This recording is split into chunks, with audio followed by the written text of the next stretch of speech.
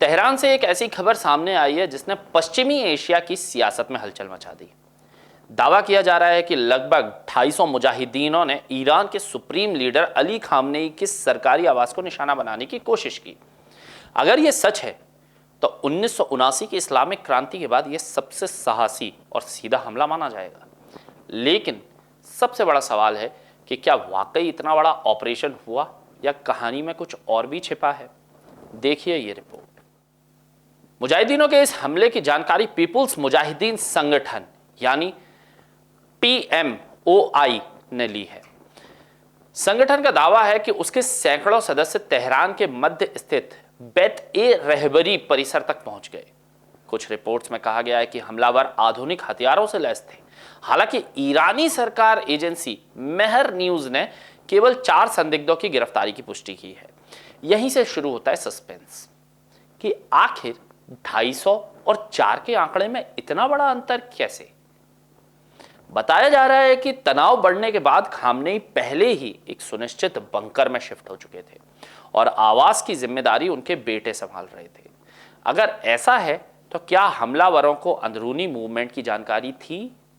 क्या यह सिर्फ प्रतीकात्मक हमला था या सत्ता के केंद्र की सीधी चुनौती? पीपल्स मुजाहिदीन ऑफ ईरान जैसे MEK भी कहा जाता है, उसको कोई नया संगठन नहीं माना गया है। 1960 के दशक में शाह के खिलाफ बना यह समूह 1989 की क्रांति में सक्रिय रहा, लेकिन बाद में इस्लामिक रिपब्लिक से टकराव के बाद प्रतिबंधित हो गया। 2002 में इसी संगठन ने ईरान के सीक्रेट परमाणु कार्यक्रम का खुलासा कर दुनिया को चौंका दिया। अब सवाल यह है कि क्या यह हमला अंतर्राष्ट्रीय मंच पर फिर से अपनी मौजूदगी दर्ज कराने की कोशिश में है?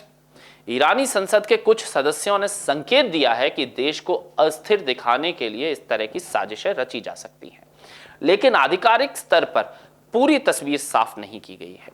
क्या सरकार असली पैमाना छिपा रही है या विपक्ष अपनी ताकत बढ़ा चढ़ाकर पेश कर रहा है? तेहरान की सड़कों पर भले ही सन्नाटा हो, लेकिन सत्ता के गलियारों में बेचैनी जरूर होगी।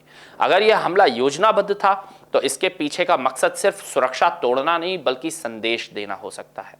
और विपक्ष अभी जिंदा है। अभी सबकी नजर इस पर है कि ईरान की सत्ता अगला क्या कदम उठाएगी।